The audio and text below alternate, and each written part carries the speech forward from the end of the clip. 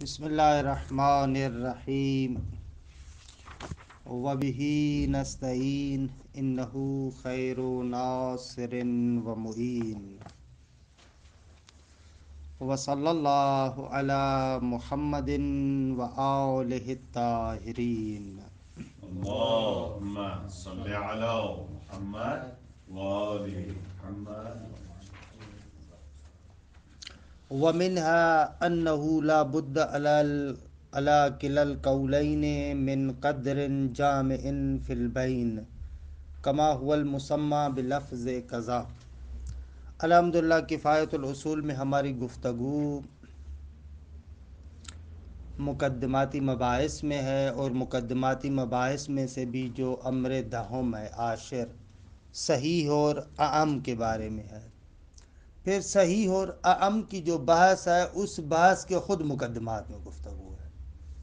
من جملہ ان مقدمات میں سے جو ایک گزشتہ جلسے میں عرض بھی کیا تھا تفصیلات کے ساتھ، اور فقط عبارت کی تطبیق رہتی ہے، وہ یہ ہے کہ بحث صحیح اور اعم میں ہم لوگوں کو قبول کرنا پڑے گا کہ ایک قدر جامع ہونی چاہیے، کہ جس قدر جامع کو آپ کہیں مسمہ ہے، اس کا نام رکھا جا رہا ہے. صحیح ہے، چاہے عبادات میں سے صحیح ہو یا اعم کے آپ قائل ہوں، ایک قدر جامع آپ کو فرض کرنی چاہیے کہ جس کو صلاۃ کہہ رہے ہیں، مثلا نماز کس کا نام ہے، وہ قدر جامع ہونی چاہیے. مرحوم آخوند فرماتے ہیں کہ آتے ہیں صحیحی کے نظریے کے مطابق، جو بندہ قائل ہے کہ یہ اسامی عبادات صحیح کے لیے ہیں، اس کے لیے جامع کو فرض کرنا ممکن ہے. منتہا یہاں پر جامع کا کوئی خصوصیت سے چہرہ آپ کو معرفی کرے ایسے نہیں ہے، بلکہ کلی طور پر یہ ثابت کرتے ہیں کہ ایک قدر جامع ہے. خوب اس قدر جامع کو کیسے پہچان رہے ہیں؟ اس کے آثار کے ذریعے سے، لوازم کے ذریعے سے. ان آثار اور لوازم کے ذریعے سے ہم اس قدر جامع کو پہچانتے ہیں. مثلا نماز صحیحہ میں قدر جامع وہ چیز ہے جو معراج المومن ہے. یہ نماز صحیح ہے جس کے اندر یہ خاصیت ہو. خوب آپ کہیں بہت سارے لوگ عام طور پر نماز پڑھتے ہیں، ان کی نماز درست ہوتی ہے، کیا ان کی نماز معراج المومن ہے؟ جی معراج المومن ہے، درست ہے کہ پھر معراج کے مرتبے ہیں، لیکن اگر نماز صحیح ہے تو بہرحال معراج المومن ہست دیگے یا قربان کل تقین. یہ قدر جامع ہے ہماری نظر میں. آخون کہتے ہیں کہ صحیح کے نظریے کے مطابق بھی جیسے ہم نے قدر جامع کو تصویر کیا، مرحوم شیخ اعظم کی تقریرات میں منقول ہے کہ آپ قدر جامع کو نہیں مانتے، شیخ اعظم، کیونکہ ان کے نظریے کے مطابق قدر جامع کیا ہے؟ یا ایک امر مرکب ہے، چند چیزوں کے مجموعے کا نام ہے، یا نہ ایک امر بسیط ہے. خب مرحوم شیخ فرماتے امر مرکب تو آپ ایسا کوئی فرض نہیں کر سکتے کہ جو مثلا نماز جیسی عبادت میں آپ اسے کہیں قدر جامع ہے. 4 جز کہیں گے، 5 جز کہیں گے، 6 جز کہیں گے. خوب وہ ایسے اجزاء ہے مرکب جو بعض صورتوں میں صحیح ہے، بعض صورتوں میں باطل ہے، آپ اس کو قدر جامع نہیں قرار دے سکتے. خوب نماز کے کون سے ایسے اجزاء ہیں جو صحت کے لیے قدر جامع ہیں، یعنی جہاں پر بھی وہ ہوں تو صحیح ہے، ایسے آپ فرض نہیں کر سکتے. نماز کے حالات مختلف ہیں. آ جائے امر بسیط کی طرف، تو امر بسیط کیا ہوگا؟ تو شیخ کہتے امر بسیط بھائی کیونکہ نماز مأمور بھی ہے، خدا نے اس کو طلب کیا ہے، تو آپ امر بسیط وہ مثلا مطلوب فرض کر لیں، آپ کہیں وہ امر بسیط مطلوب ہے. مرحوم شیخ فرماتے ہیں کہ اس پر بھی 3 اشکال وارد ہیں. اشکال اول یہ ہے کہ مطلوب خود اس نماز کے موضوع کے مرحلے کی بات ہے. درست ہے، مطلوب یعنی ظاہر سی بات ہے کہ موضوع کے درجے میں آتا ہے نا وہ قدر متیقن، کہ جس کو آپ کہتے ہیں کہ اس کا نام نماز ہے اور یہ واجب ہے. وہ قدر متیقن کہ جس کا نام آپ صلاۃ رکھ رہے ہیں وہ موضوع کے درجے میں تقریباً آتا ہے. پھر آپ اس کے لیے کہتے ہیں کہ شاعر نے کہا کہ یہ قدر متیقن کہ جس کا نام نماز ہے یہ واجب ہے. امر بعد میں آتا ہے اس کے لیے، پہلے وہ چیز ہوتی ہے پھر اس کے متعلق امر آتا ہے. ظاہر سی بات ہے. خب اگر اس طریقے سے ہو تو اس کا مقصد یہ کہ اس مطلوب کو اس امر شارع سے پہلے ہونا چاہیے. درحالی کہ مطلوب ان چیزوں میں سے ہے کہ جو امر شارع کے بعد وجود میں آتا ہے. خب جب تک طلب نہ ہو تو مطلوب مانا نہ جا رہا. اسی طریقے سے دوسرا اشکال یہ لازم آتا ہے کہ مطلوب اور صلاۃ مترادف ہونے چاہیے، حالانکہ مطلوب اور صلاۃ مترادف نہیں ہے. خب تیسرا اشکال یہ لازم آ رہا ہے کہ اپنے مقام پر علم اصول میں ہم نے ثابت کیا ہے کہ اگر اقل و اکثر ارتباطی میں شبہہ ہو تو وہاں پر اکثر کی نسبت سے براعت جاری کرتے ہیں. اگر آپ کو شک ہو رہا ہے نماز 10 جزی یا 11 جزی کون سی نماز آپ پر واجب ہے، خب فرماتے ہیں کہ 10 جزوں آپ کے لیے متیقن ہے، محرز ہے، متیقن ہے، یقینی ہے. 11ویں جز میں شک ہو رہا ہے، وہاں پر آپ برات جاری کریں گے. درست ہے. لیکن اگر آپ کہیں کہ نہ صلاۃ مثلا نام ہے کس کے لیے، ایک امر مطلوب کے لیے. خب امر مطلوب ایک بین اور روشن اور واضح سی چیز ہے. یہ امر بسیط جو مطلوب ہے وہ روشن اور واضح ہے. خب شارع نے آپ سے مطلوب چاہا ہے. اب اگر اقل و اکثر ارتباطی کا مورد ہو، آپ کو شک ہو جائے نماز یہ مطلوب 10 جزئی ہے یا 11 جزئی ہے، تو خوب یہاں پر آپ 11ویں جز کی نسبت سے برات جاری نہیں کر سکتے، کیونکہ مطلوب آپ کے لیے روشن ہے، ایک امر بسیط روشن ہے. خوب آپ کو شک محصل میں ہو رہا ہے کہ آیا اس مطلوب کو تحصل دینے والی چیز 10 جز ہے یا 11 جز ہے. خب یہ مشہور کے فتوے کے بالکل خلاف ہے، مشہور کے نظریات کے بالکل خلاف ہے، اور آپ کے بھی نظر کے خلاف ہے. درست ہے.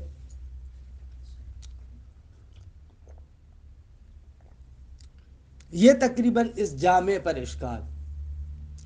آخر میں کہتے ہیں کہ چلے اگر آپ لفظ مطلوب نہ بھی مانیں، آپ کہیں کہ امر بسیط ہے جو ملازم ہے مطلوب کے. جان چھوڑا امر مطلوب، چلے لفظ مطلوب نہ اس کا ملازم، لیکن امر بسیط ہے. آخون کہتے ہیں اس صورت میں پھر وہ مطلوب والا پہلا اور دوسرا اشکال شاید لازم نہ آئے، لیکن تیسرا اشکال تو لازم آئے گا اس صورت میں بھی، کیونکہ پھر بھی آپ اس کو امر بسیط قرار دے رہے ہیں، پھر بھی آپ اس کو امر بسیط قرار دے رہے ہیں. یہ آخون کا اشکال. خب آئے آخون آپ کے پاس کوئی جواب ہے؟ آپ ان صورتوں میں سے کس صورت کو مانتے ہیں؟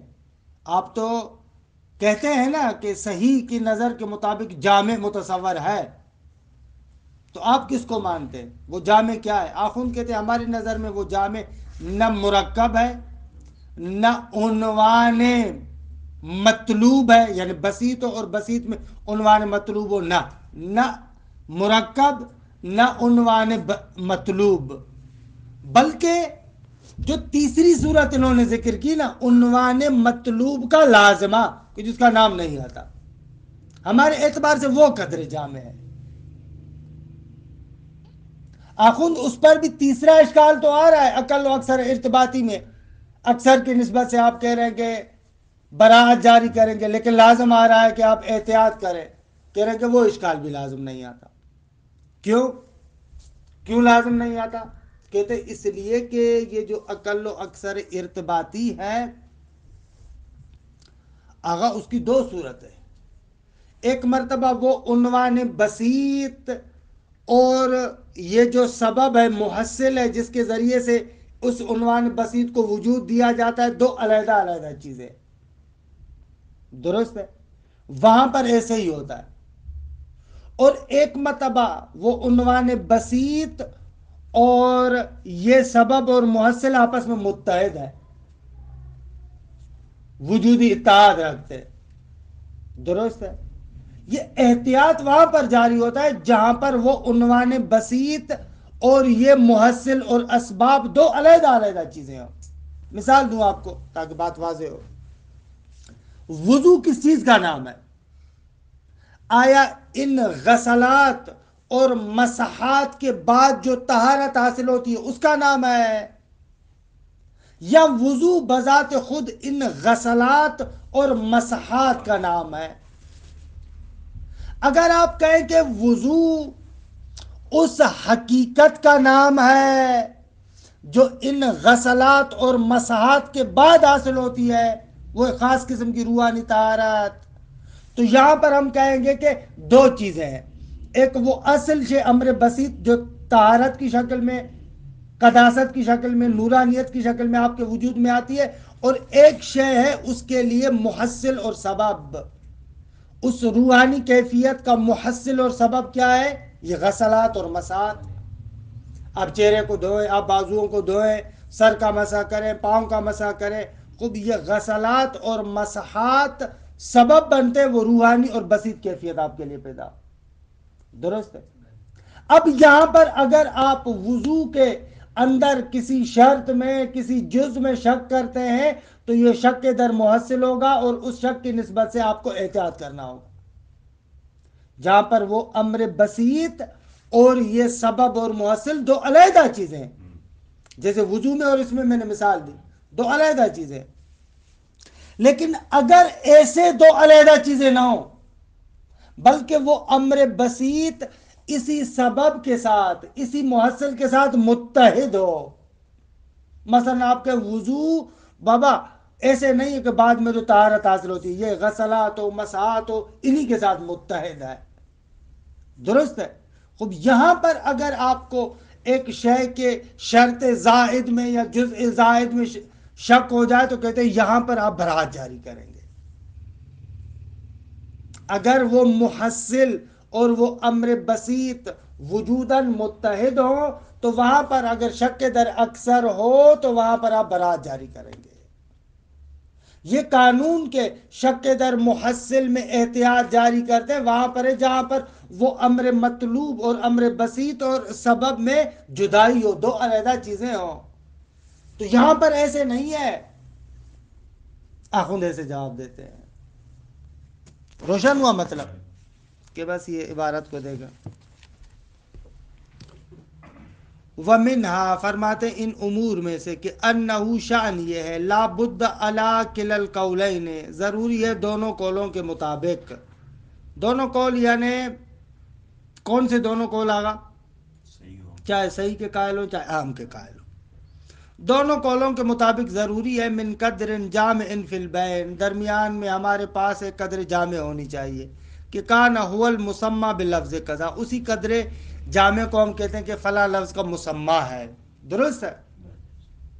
ولا اشکال فی وجود ہی بین الافراد الصحیحۃ و امکان الاشارۃ الیہ، کہتے ہیں کوئی شک نہیں ہے اس قدر جامع کے وجود میں، حالانکہ یہ قدر جامع بین الافراد الصحیحہ، افراد صحیحہ کے مابین، افراد صحیحہ کے مابین ایک قدر جامع ہے. وہ امکان الاشارۃ الیہ، اور اس کی طرف آپ اشارہ بھی کر سکتے ہیں، یعنی اشارہ وہی عقلی اشارہ دیے. وہ امکان الاشارۃ الیہ بخواصہ و آثارہ، آپ اس قدر جامع کی طرف اشارہ کر سکتے ہیں اس کے خواص کے ذریعے سے اور اس کے آثار کے ذریعے سے. فإن الاشتراک، کہ یہاں سے بیان کر رہے ہیں کہ بھئی کیوں لا اشکال فی وجود ہی بین الافراد الصحیحہ، افراد صحیحہ کے درمیان قدر جامع کا وجود لا اشکال فی ہے، چلا لا اشکال فی ہے. فرماتے ہیں اس لیے کہ فإن الاشتراک فی الاثر، جتنے بھی افراد صحیحہ ہیں وہ اس اثر میں مشترک ہے. اگر ہر نماز صحیح معراج کل مومن، اگر ہر نماز صحیح قربان کل تقی، اگر ہر نماز صحیح تنہا عن الفحشاء والمنکر. خوب اس اثر میں، اثر واحد میں سب کے سب افراد صحیحہ مشترک ہے. فرماتے ہیں فإن الاشتراک فی الاثر، اثر میں ان تمام کا مشترک ہونا کاشف عن الاشتراک فی جامع واحد، یہ کشف کرتا ہے کہ تمام افراد سیاح ایک جامع واحد میں مشترک ہے، کیونکہ الواحد لا یصدر الا من الواحد، یہ قانون دیکھے مشخص ہے، اثر واحد ہے تو حتماً وہ اس قدر جامع کا اثر ہے جو افراد سیاح کے درمیان ہے۔ فإن الاشتراک فی الاثر کاشف عن الاشتراک فی جامع واحد کہ یؤثر الکل فیہ بذاک الجامع، کہ اس اثر میں سب کے سب تمام افراد سیاح اس جامع کی وجہ سے اثر انداز ہو رہے ہیں۔ روشن ہے آگے بات؟ فیسے ہو پس ممکن ہو جائے گا تصویر المسمى بلفظ الصلاۃ، کہ بابا لفظ صلاۃ کے ساتھ آپ اس مسمى کو تصویر کریں، کیسے؟ مثلا بالناہیت عن الفحشاء، اگر نماز کا مسمى کیا ہے، قدر جامع کیا ہے؟ اگر وہی جو ناہی عن الفحشاء ہے، درست ہے، اگر وہی کہ ما ہوا معراج المومن ونحو ما، اگر الصلاۃ قربان کل تقی، ہر نیکی کے قریب کرنے والی قربت کا وسیلہ مثلا نماز ہے، قربان یعنی ما یتقرب بہ۔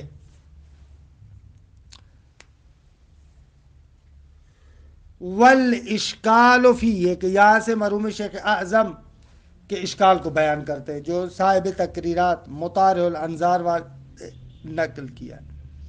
والاشکال فیہ، کہتے ہیں کہ اس قدر جامع میں اشکال کرنا، اشکال خبر کا انتظار کرتے رہے فعلا، اشکال اس میں کیسے اشکال؟ ایسے کہ بأن الجامع لا یکاد یکون امرا مرکبا، اگر جامع وہ امر مرکب تو نہیں ہو سکتا، کیونکہ اذ کل ما فرض جامعا، جو بھی آپ جامع فرض کریں گے، جتنے اجزاء والا بھی جامع فرض کریں گے، یمکن ان یکون صحیحا و فاسدا، ممکن ہے وہ صحیح بھی ہو فاسد بھی ہو، لما عرفت، کیونکہ آپ نے جان لیا بعض حالات میں صحیح ہے بعض حالات میں فاسد ہے، نماز کے حالات مختلف ہیں، افراد مختلف ہیں، لما عرفت یعنی وہ نقطہ جو ہم نے آخر میں ذکر کیا نا، صحیح اور اعم امر اضافی ہے، امر اضافی ہے، صحت و فساد امر اضافی ہے، پس لا یکاد یکون امرا مرکبا ولا امرا بسیطا، اسی پر عطف ہو رہا ہے، بان الجامع لا یکاد یکون امرا مرکبا ولا یکاد یکون امرا بسیطا، امر بسیط بھی نہیں ہو سکتا، کیوں؟ لانہ، اس لیے کہ وہ امر بسیط لا یخلو، خالی نہیں ہے ان چند باتوں سے، اما ان یکون ہوا عنوان المطلوب، یا تو وہ امر بسیط خود عنوان مطلوب ہے، او ملزومن مساویان لہ، یا نہ وہ ایک ایسا ملزوم ہے کہ جس کا لازمہ عنوان مطلوب ہے، درست ہے؟ والاول غیر معقول، اگر عنوان مطلوب تو معقول نہیں ہے، کیوں؟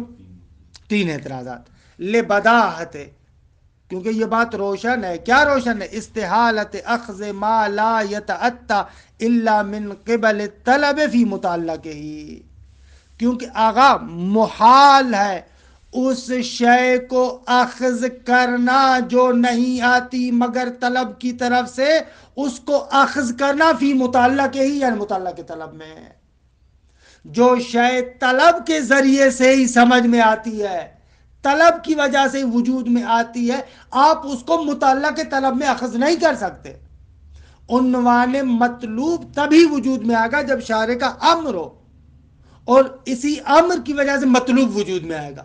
اب آئیں اور آپ اس مطلوب کو اس طلب کے متعلق اور موضوع میں اخذ کریں، نمی شہدی کے دور لازم آئے گا، روشن ہے آگا؟ یہ پہلا اشکال۔ مع لزوم الترادف بین لفظۃ الصلاۃ والمطلوب، دوسرا اشکال، ساتھ اس کے کہ لازم ہوگا کہ لفظ صلاۃ اور مطلوب مترادف ہوں، یعنی نماز کی جگہ پر مطلوب کو آپ استعمال کر سکتے ہو، حالانکہ نہیں ہے ایسے۔ تیسرا اشکال، وعدم جریان البراءۃ مع الشک فی اجزاء العبادات و شرائطها، اور اسی طریقے سے صحیح نہیں ہوگا براءت کو جاری کرنا جب آپ کو شک ہو جائے اجزاء و شرائط عبادات میں. درست ہے؟ اقل و اکثر ارتباطی کا مورد اجزاء و شرائط میں اگر شک ہو جاتا ہے تو وہاں پر آپ اس زائد کی نسبت سے براءت جاری نہیں کر سکیں گے، کیونکہ لعدم الاجمال حینئذ، کیونکہ جب آپ کا جو مطلوب ہے، مطلوب امر بسیط، وہ تو مجمل نہیں ہے، اس میں تو کوئی شک نہیں ہے، عنوان مطلوب تو روشن ہے. لعدم الاجمال حینئذ، یعنی جب جامع آپ کا عنوان مطلوب ہو تو اصلاً کوئی اجمال نہیں ہے. فی المأمور بہ فیہا، ان عبادات کے مأمور بہ میں تو کوئی شک نہیں ہے، کوئی اجمال نہیں ہے. اگر شارع نے آپ سے عنوان مطلوب چاہا ہے، خوب عنوان مطلوب بین ہے، روشن ہے، درست، اس میں تو کوئی اجمال نہیں. وَإِنَّمَا الْإِجْمَالُ فِي مَا يَتَحَقَّقُ بِهِ، بلکہ اجمال اور شک اس چیز میں ہے کہ جس کے ذریعے سے مأمور بھی متحقق ہوتا ہے. یعنی یہاں پر جو مأمور بھی ہے عنوان اجمال وہ روشن ہے، شک آپ کو کس میں؟ اس محصل میں جس کے ذریعے سے یہ عنوان مأمور بھی حاصل ہوتا ہے. خوب. وفی مثل ہی، اور ایسے مورد میں کہ جب اجمال مصداق میں ہو، اصل شے روشن ہو، لا مجال لہا، برات کی کوئی جگہ نہیں ہے، کما حقق فی محلہ، جیسا کہ اپنے مقام پر یہ چیز روشن ہے کہ شک کے در محصل میں برات جاری نہیں کرتے.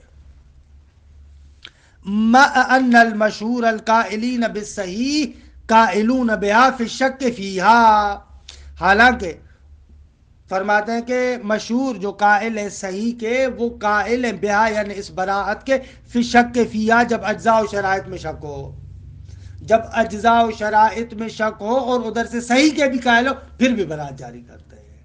یہ دونوں باتیں نہیں بنتی آپس میں. وَبِهَذَا، یعنی اس اشکال کے ذریعے سے جو تیسرا اشکال کیا، یشکلو لو کان البسیط ہوا ملزوم المطلوب ایضاً، اگر وہ امر بسیط ملزوم مطلوب ہو تو اس پر یہ تیسرا اشکال آئے گا. اسی تیسرے اشکال کے ذریعے سے اس پر بھی اشکال کیا جا سکتا ہے. والاشکال فیہ مدفوع، آگا یہ اشکال تو بالکل مدفوع ہے، درست ہے، مدفوع ہے. کیسے کہ آغاز شک کے در محصل کی دو صورت ہے، یا اس اصل شے کے ساتھ متحد ہے یا جدا ہے. اگر متحد ہے تو براعت ہے، اور اگر جدا ہے تو احتیاط ہے. یہاں پر ہم کہتے ہیں متحد ہے. مدفوع کیسے؟ بأن الجامع انما هو مفہوم واحد منتزع عن هذه المرکبات المختلفة زیادة ونقیصة بحسب اختلاف الحالات متحد معها نحو اتحاد. فرماتے ہیں کہ آگا ایسے اشکال کو دفع کرتے ہیں کہ وہ جامع، کہ انما بان الجامع، بے تحقیق جامع، انما ہوا مفہوم واحد، وہ صرف اور صرف ایک ایسا مفہوم ہے کہ جس کو انتزاع کیا گیا ہے ان مرکبات سے، کہ عالم مرکبات جو مختلف ہیں زیادت اور نقیصے کے اعتبار سے، حالات کے مختلف ہونے کے لحاظ سے. درست ہے؟ بأن الجامع انما هو مفہوم واحد منتزع متحد معها. درست؟ یا اس متحدن کو اس مفہوم کے لیے صفت قرار دیں، یا اس متحدن کو وہی خبر بعد الخبر قرار دیں. ہوا مفہوم واحد منتزع متحد، خوب ہو سکتا ہے نا ایک مبتدا کے لیے متعدد. زید قائم عالم فاضل بدبخت مثلا ایسے کر سکتے ہیں. تو وہ ایک ایسا وہ کیا ہے؟ جامع، وہ مفہوم ہے، واحد ہے جس کو انتزاع کیا گیا ہے، اور وہی متحد ہے مع ان مرکبات کے ساتھ نحو اتحاد، ایک طرح کا اتحاد، جیسے کلی اور جزی کا اتحاد ہوتا ہے. مثلا زید و انسان، کلی و جزی کا اتحاد. تو یہاں پر بھی اسی طریقے سے آپ فرض کریں. وفی مثل ہی، اور ایسے مفہوم واحد بسیط میں کہ جو اس محصل کے ساتھ اتحاد رکھتا ہے تجری البراءۃ، تو برات جاری ہوگی. وَإِنَّمَا لَا تجری، اور یہ برات جاری نہیں ہوتی فیما اس مورد میں کہ اذا کان المأمور به امرا واحدا خارجیا، کہ وہ مأمور بھی ایک امر واحد خارجی ہو جدا، مسبباً کہ اس کا ایک اور سبب ہو. درست ہے، مسبباً ان مرکب، مسبب ہے ایک ایسے مرکب سے، یعنی اس کا سبب ایک ایسا مرکب ہے کہ جو مردد بین الاقل والاکثر، کہ جو سبب خود مردد ہے اقل اور اکثر کے درمیان. مثلا کالطہارۃ المسببۃ عن الغسل والوضوء، جیسے وہ طہارت کہ جس کا سبب غسل اور وضو ہے. اگر ہم کہیں کہ وہ طہارت جو غسل کے بعد حاصل ہوتی ہے وہ ایک نورانی چیز ہے، اور وضو کے بعد جو طہارت حاصل ہوتی ہے ایک امر نورانی ہے. فیما اذا شک فی اجزائہما، جب اجزاء وضو اور غسل میں آپ شک کریں اور ادھر سے آپ اس طہارت کو غیر از غسل قرار دیں، اس طہارت کو غیر از وضو قرار دیں. خوب یہاں پر اگر شک ہو جائے گا تو یہاں پر آپ کو برات جاری نہیں کرنی ہوگی بلکہ احتیاط جاری کرنا ہوگا. ھذا علی الصحیح، فرماتے ہیں کہ یہ جو ہم نے ذکر کیا صحیح کے نظریے کے اعتبار سے، اگر صحیح کے قائل ہو جائے تو قدر جامع ولو ان کے اس کے آثار کے توسط سے، اس کے نتائج کے اشارے کے ذریعے سے قدر جامع ہم نے درست کی. لیکن آیا اعم کے عنوان سے قدر جامع آپ بنا سکتے ہیں؟ خوب انشاءاللہ یہ آئندہ جلسے میں کہ چند لوگ آئے ہیں اور انہوں نے کوشش کی ہے کہ ہم اعم کے اعتبار سے بھی قدر جامع بنا سکتے ہیں، لیکن آخون اس کو قبول نہیں کرتے. درست ہے. وصلی اللہ علی محمد و اہل بیتہ الطیبین الطاہرین. اللهم صل على